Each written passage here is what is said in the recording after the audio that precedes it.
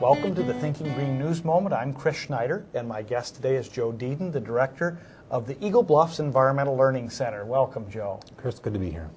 Joe, there's a lot of things going on, exciting things at Eagle Bluff, but give us real briefly, where is Eagle Bluff and what do you do? Chris, we're a residential environmental learning center, so we're like a residential Hickson Forest, and we're located in Elainesville, Minnesota, about 45 minutes west of La Crosse. And students come and spend 3 to 5 days with us. But the thing I'm most excited about conveying to your message is that we have 93,000 square feet of buildings as part of our campus. And by the end of 2010, we hope to make those buildings carbon zero. And I would hope your viewers can monitor our website, www.eagle-bluff.org, and see how they can make their churches, their schools, their businesses become carbon neutral, and see how we're doing that on our website. How many acres do you have, Joe?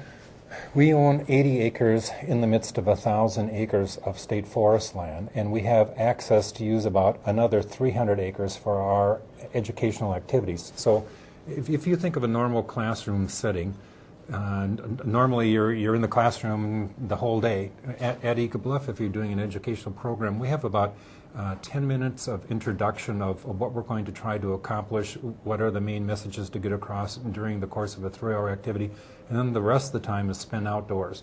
And we call it hands-on experiential. It's really kind of getting the dirt underneath your fingernails that people are somewhat lacking now. And then upon conclusion, there's about a 10-minute wrap-up where you come back in and go through the key messages of what was learned, and then there are take-home pre- and post-activities that students can do in their classrooms before they come out or as a follow-up when they go back. And that somewhat leads to our renewable energy activities, too, that we hope that people will be going on our website and looking at how are our wind turbines doing, our solar panels doing, various different weather systems this month compared to last month, this month compared to last year sort of situation. So it'll be a continued sort of learning process. And what kinds of activities are the students doing outdoors? We have a range of activities, cultural heritage, Native American sort of situation. Fillmore County was basically settled by Norwegians, so we have a pioneer life cabin where people go out and relive what it would be like to be a pioneer settling in Fillmore County in the 1860s. We have life skills courses, a group challenge course, going up on the ropes course, indoor climbing wall. And then we have a regular menu of courses, Chris, that people can find on our website, where we deal with teachers from Minnesota, Iowa, and Wisconsin, and each state has different requirements for graduation requirements, and based upon what the teacher at a certain grade level is teaching in their classroom, they can select a class. Tell us a little bit about your monthly dinner gatherings. Dinners on the Bluff is something that we've been doing since about November of 2003. We do about 10 dinners a year, and it's usually the first Saturday of the month.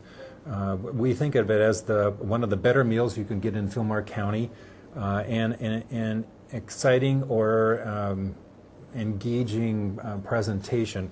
To give you an example, Chris, last month we had a speaker come in and talk about socially responsible investing, of giving today's climate, what's happening on the stock market, people trying to have an impact with their money. It was probably a very, I don't know if you call it exciting, but interesting program, about an hour in length. In March, we have a person coming in to talk about seed savers down in Decorah, Iowa, the heritage seeds and what they're doing and what they recommend people to do in gardening. Coming up this summer, we have a couple of presentations, one coming in on global climate change. We have Kenny Solweg, the last river rat, talking about life on the Mississippi. We're having a couple of regional artists come in with cornucopia to talk about 5 different forms of art and what they're doing. And we also are doing something new called the Wellness Brunches, which is a new venture for us to get people looking at healthy lifestyles, ways they can improve their overall well-being. And that will be the 3rd Saturday. It's a brunch starting about 9:30 and various different topics. And all the presenters for both the Dinners on the Bluff and the Wellness Brunches can be found on our website. Thank you, Joe, from Eagle Bluff Environmental Learning Center. I'm Chris Schneider with the Thinking Green News Moment.